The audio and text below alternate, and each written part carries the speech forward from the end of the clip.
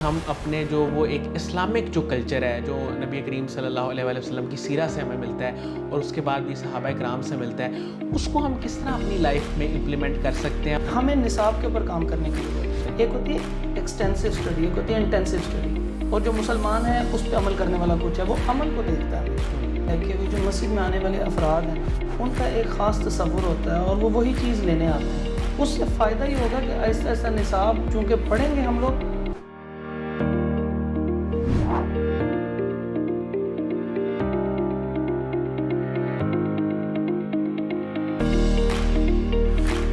السلام علیکم ناظرین، شیئرنگ آف پروفیشنل وزڈم کے ساتھ میں ہوں آپ کا میزبان علی رحمان خالد۔ ناظرین، آج ہمارے پروگرام میں جو ہمارے مہمان ہیں وہ ایک مذہبی شخصیت ہیں، ڈاکٹر سارم۔ ویسے تو ان کا تعلق پنجاب کالج سے ہے اور یہ ہیڈ آف ڈپارٹمنٹ ہے ترجمۃ القرآن کے۔ اس کے ساتھ ساتھ انہوں نے اپنی پی ایچ ڈی کی حدیث کے موضوع پہ پنجاب یونیورسٹی سے، اور سیرت پہ انہوں نے ایک بہت خوبصورت کتاب بھی لکھی ہے سیرت النبی کے نام سے، جو کہ سی ایس ایس کے اسٹوڈنٹس کے لیے بڑی مفید ہے۔ یعنی جو لوگ سی ایس ایس کا ایگزام دینا چاہتے ہیں اور وہ اسلامک اسٹڈیز کا سبجیکٹ انہوں نے آپٹ کیا، وہ یہ کتاب اگر پڑھیں تو اس سے بہت فائدہ حاصل کر سکتے ہیں۔ بہت ہی آسان اور ٹو دی پوائنٹ جسے کہہ لیں وہ یہ کتاب ہے۔ ہم ان سے اس کتاب کے بارے میں بھی جانیں گے اور یہ بھی جاننے کی کوشش کریں گے کہ سیرت کے کئی ایسے پریکٹیکل پہلو جنہیں معمولات کہا جاتا ہے، ان پہ آج کل لوگ یا اسلامک اسٹڈیز پڑھنے والے لوگ، طلباء، اساتذہ کیوں زیادہ بات نہیں کرتے۔ السلام علیکم ڈاکٹر صاحب، کیسے ہیں آپ؟ ٹھیک ہیں؟ وعلیکم السلام ورحمۃ اللہ۔ سر، میں آغاز یہاں سے کرنا چاہوں گا کہ آپ کا مذہب کی طرف رجحان اور پھر حدیث کی طرف، جیسے آپ نے پی ایچ ڈی کیا ہے، یہ کب اور کس طرح ڈیولپ ہوا؟ پہلے تو میں بہت بہت شکریہ ادا کرتا ہوں کہ آپ نے مجھے موقع دیا بات کرنے کا۔ میں عام جس طرح ایک عام طالب علم ہوتا ہے، کالج جانے والا، کالج کے بعد یونیورسٹی، اور یونیورسٹی میں بی ایس کمپیوٹر سائنس کر رہا تھا، کہ وہ ایک مسجد کے اندر جانے کا اتفاق ہوا اور وہاں پہ بڑی خوبصورت آواز میں نا امام صاحب قرآن پڑھ رہے تھے۔ تو میرا دل کیا کہ اس انداز سے پڑھنا چاہیے، اور میں تو قرآن بالکل نہیں پڑھ سکتا تھا، 1.5-2 گھنٹے میں ایک پارہ۔ صحیح۔ اور مجھے پھر شوق ہوا اور میں نے سیمیسٹر وہاں سے فریز کروایا یونیورسٹی سے، اور پھر اس کے بعد میں نے حفظ شروع کر دیا۔ صحیح۔ پھر اس کے بعد دوبارہ میں نے B S computer science continue کیا، لیکن پھر میرا اب دل جو ہے نا وہ اس کی طرف آ گیا، اور میں نے پھر اسی کو جو ہے وہ اس طرح اس فیلڈ کے اوپر آیا، اور میں نے پھر حفظ قرآن مجید حفظ کیا، اور اس کے بعد میں نے ساتھ ساتھ دنیا کی تعلیم اور ساتھ ساتھ جو ہے میں نے مدرسہ مکمل کیا، اور پھر ایم اے اور پھر ایم فل میں نے ریگولر کیا، اور پھر پی ایچ ڈی کی۔ سر، اس سارے سفر میں ماشاءاللہ آپ نے جیسے بتایا کہ آپ پڑھائی میں بہت اچھے تھے اور آپ نے پی ایچ ڈی بھی کی حدیث میں، تو جو کہ تھوڑا سا ایک اسلامک اسٹڈیز میں تھوڑا مشکل سمجھا جاتا ہے۔ جی، تو میں یہ جاننا چاہوں گا کہ کیا آپ کے اندر ایک موٹیویشن تھی کہ میں نے یہ کرنا ہے، اور مشکلات کیا فیس کرنی پڑی آپ کو؟ اصل میں نے سمپل ایم اے ہی کرنا تھا، لیکن ایم اے کرنے کے بعد چونکہ مدرسے کا ٹچ تھا تو میں نے پھر ماسٹرز کو پڑھانا شروع کیا۔ اس میں ایک سبجیکٹ ہے کمپیریٹیو اسٹڈیز آف ریلیجن۔ صحیح۔ اب میں نے اس کو پڑھانا جب شروع کیا تو میں نے مختلف دنیا کے مذاہب پڑھے۔ صحیح۔ بدھ مت جب میں پڑھ رہا تھا تو اس میں مجھے نا بڑی ایک چیز عجیب لگی کہ وہ مہاتما بدھ جو ہے وہ اس طرف کس طرح آئے تھے۔ وہ آئے تھا کہ انسان کا جو اینڈ ہے نا وہ بڑا دردناک ہوتا ہے۔ میں نے اس کے اوپر غور کرنا شروع کیا کہ انسان کا واقعی اینڈ جو ہے وہ بڑا پریشان کن ہوتا ہے، نہ کوئی بچے اس کو وقت دیتے ہیں اور نہ ہی کوئی اور اس کو جو ہے نا وقت دیتا ہے، اور انسان کو وقت سب سے قیمتی چاہیے ہوتا ہے۔ صحیح۔ پھر میں نے تمام شعبوں کے اندر دیکھا کہ کون سا ایسا شعبہ ہے جہاں پہ جو ہے وہ رسپیکٹ بھی ہے اور احترام بھی ہے اور اس کی آخرت بھی بنے گی۔ تو مجھے یہ لگا کہ یہ جو دین کا شعبہ ہے نا، اور یہ نبیوں کے طریقے پہ ہونے کی وجہ سے جو ہے، اس وجہ سے اس کے اندر جو ہے نا دنیا میں بھی اللہ تعالیٰ نے بہت عزت رکھی ہے اور آخرت میں بھی۔ میں خود سی ایس ایس کر رہا تھا 2004 کے اندر، لیکن میں نے اس کو بھی چھوڑ دیا اور پھر میں نے اسی کو جو ہے کنٹینیو کیا کہ یہی مجھے دین کی تعلیم حاصل کرنی ہے۔ سر، یہ جو کتاب آپ نے لکھی ہے سیرت النبی کے عنوان سے، میں نے شروع میں دکھائی بھی لوگوں کو، سر اس کے پیچھے کیا مقصد تھا اور اس میں کن موضوعات کو آپ نے ڈسکس کیا ہے، اور اسپیسیفکلی سی ایس ایس کے حوالے سے آپ نے اس کو کہا ہے، تو کیا بہت آسان ہے یہ؟ اصل میں جو بھی کوئی نصاب ہوتا ہے نا، نصاب کسی بھی جگہ پہ نا کلیدی کردار ادا کرتا ہے، بیسک ہوتا ہے، اور نصاب کے جو اثرات ہوتے ہیں نا وہ 10 سال بعد شروع ہوتے ہیں اور 20 سال بعد اس کے اثرات نظر آتے ہیں، اور 30 سال بعد وہ نصاب آپ کی پوری قوم میں پینیٹریٹ کر جاتا ہے، کوئی بھی نصاب ہوتا ہے۔ تو میں نے یہ دیکھا کہ ہمارے ہاں نا رسول اللہ صلی اللہ علیہ وسلم سے محبت ہے اور انہی موضوعات کو بیان کیا جاتا ہے، لیکن اگر آپ ان کی واقعاتی ترتیب سے سیرت دیکھیں یا ان کو پڑھنا چاہیں تو کوئی آسان الفاظ میں کوئی ایسی کتاب نہیں تھی، تو پھر میں نے جب پڑھانا شروع کیا تو اس ضرورت کو زیادہ شدت سے محسوس کیا. میں تقریباً 10 بیچ CSS کے بھی پڑھا چکا ہوں, اور اس کے اندر اور یہ بڑا انٹرسٹنگ پہلو ہے کہ ایسے رائٹنگ کے بعد سب سے زیادہ جو فیلئر ہے 84-85% جو بچے فیل ہوتے ہیں وہ اسلامیات کی وجہ سے ہوتے ہیں. اچھا. اور اس میں چونکہ ان کو بیسک ہی نہیں پتہ ہوتی, پرائمری سورس ان کو یاد کوئی نہیں ہوتا, اور اسی طرح یہ جو حوالے ریفرنسز ہوتے وہ نہیں ہوتے, اور اگر ان کو کوئی مشکل کتاب دے دی جائے تو وہ پڑھ نہیں سکتے تھے. تو اس لیے میں نے اس کو جو ہے تربیتی پہلو کو سامنے رکھتے ہوئے ایک ترتیب سے لکھ دیا تاکہ کہیں بھی جو ہے وہ ریفرنس دینا پڑے تو ان کے لیے آسان ہو جائے. سر ہمارے ہاں مساجد سے, ممبر و محراب سے پریکٹیکل ٹاپکس پہ جن باتوں کا تعلق ہمارے معاملات سے ہے, اخلاقیات سے ہے, تجارت سے ہے, ان چیزوں سے جن معاملات کا تعلق ہے ان پہ زیادہ بات چیت کیوں نہیں ہو پاتی؟ اصل میں اس کی ایک بنیادی وجہ یہ ہے کہ وہ جو مسجد میں آنے والے افراد ہیں نا, ان کا ایک خاص تصور ہوتا ہے اور وہ وہی چیز لینے آتے ہیں. یعنی وہ ایسے واقعات سننا چاہتے ہیں جو زہد کے اوپر مبنی ہوں, ترک دنیا کے اوپر مبنی ہوں. جیسے وہ ایک مشہور امام گزرے ہیں, ان سے کسی نے کہا کہ آپ ہمیں, تاجر آئے ان کے پاس, ان کو کہنے لگے آپ ہمیں کوئی ایسی کتاب لکھ دیں جس میں ترک دنیا سے متعلق ہو, ہم دنیا میں بہت زیادہ انوالو ہو گئے. تو انہوں نے ان کو کتاب تجارت سے متعلق کتاب لکھ کے دے دی. انہوں نے کہا یہ تو ہمیں پتہ ہے. کہ نہیں, بات یہ ہے کہ آپ اگر تجارت صحیح کریں گے تو پھر آپ اسلام میں صحیح آئیں گے. اگر آپ بھی سب کچھ چھوڑ دیں گے تو پھر آپ کیسے اسلام کے اوپر پورا اتر سکتے ہیں؟ اسلام کمپلیٹ کوڈ آف لائف ہے, لیکن ہم لوگوں نے یہ سمجھ لیا کہ بس ایسے واقعات ہوں کہ بس جب ہمارا دل جو ہے نا وہ دنیا سے اٹھنا شروع ہو جائے, اور اسی کو پھر چونکہ وہ پسند کرتے ہیں تو وہ بیان کرنے والے عام طور پہ نا اسی کو بیان. یعنی آپ کی گفتگو کو اگر میں ایک لائن میں کہوں تو آپ کے کہنے کا مطلب یہ ہے کہ جتنا بھی علم ہے اور جتنا بھی آپ کا ایک سیکھنے کا جو سارا سفر ہے وہ بالکل دین کے مطابق ہے.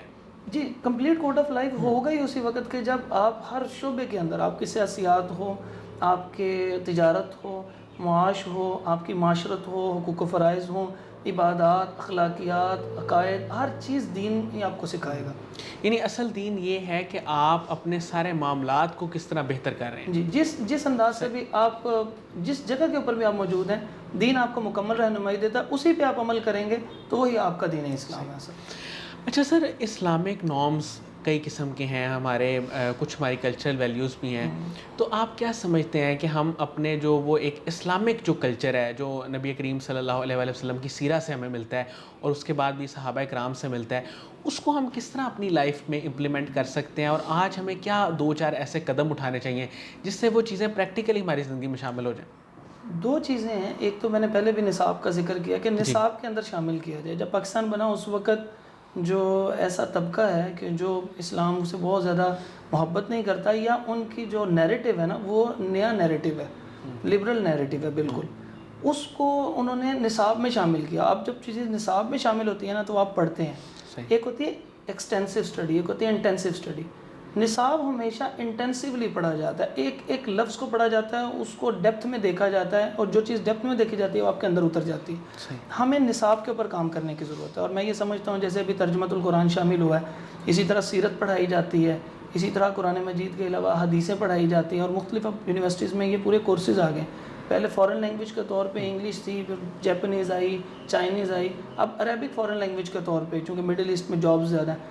اس سے فائدہ یہ ہوگا کہ آہستہ آہستہ نصاب چونکہ پڑھیں گے ہم لوگ تو ہمارے اندر دین داخل ہونا شروع ہوگا. دوسری چیز کہ ہمیں چھوٹے چھوٹے کورسز اور گھروں کے اندر وہ ماحول بنانا پڑے گا, پھر ہی ہم ان کو پریکٹیکلی کر کے دکھائیں. اب ایک آدمی ہے وہ جھوٹ کی مذمت پہ بات کرتا ہے, اور جب بہل ہوتی ہے باہر تو وہ کہہ دیتا ہے بیٹے کو کہ جا کے کہیں کہ بابا گھر نہیں ہے. تو وہ اس نے آبزرو سے یہ کیا کہ اسلام کہنے والا کچھ ہے اور جو مسلمان ہے اس پہ عمل کرنے والا کچھ ہے, وہ عمل کو دیکھتا ہے ہمیشہ.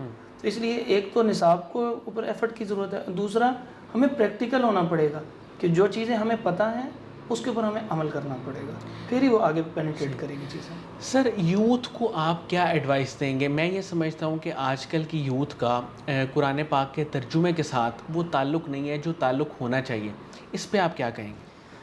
میں نے خود اس کے اوپر بہت عرصہ, چونکہ میں پریشان رہا ہوں کہ میں یونیورسٹی سے یہاں پہ آیا تھا, عام UCP میں پڑھ رہا تھا, میں وہاں سے ادھر کو آیا ہوں, تو مجھے خود میں نے بھی UCP سے پڑھا ہوا ہے. اچھا, تو اس میں یہ ہے کہ ہمیں کچھ چیز ایسی ملتی نہیں تھی. وہ ایک پرانا طریقہ تھا, بڑا اچھا طریقہ ہے, لیکن ہر جگہ کے ہر بندے کے لیے وہ ایک علیحدہ طریقہ ہوتا ہے, اس کے مطابق اس کو ڈیل کرنا چاہیے.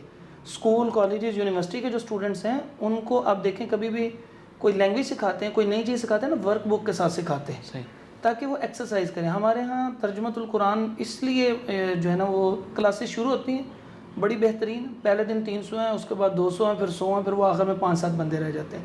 وہ کیوں فیل ہوتی ہیں؟ اس لیے فیل ہوتی ہیں کہ ہم نے اس کو ایک درس کا انداز دیا ہوا ہے، ہم نے اس میں جدت نہیں اختیار کی. انوویشن. اگر ہم مثال کے طور پہ غزوہ بدر بتا رہے ہیں تو اگر ہم اس کا نقشہ نکال کے دکھا دیں اور پھر اس کو ایکسپلین کریں تو انٹرسٹنگ ہو جائے گا. بالکل. پھر دوسرا ایک ورک بک بنی ہو کہ جو بہت زیادہ استعمال ہونے والے الفاظ ہیں وہ سائڈوں پہ لکھے ہوں اور درمیان میں ان کو ہائی لائٹ کیا اور خود ایکسرسائز دی جائے کہ آپ کچھ کریں.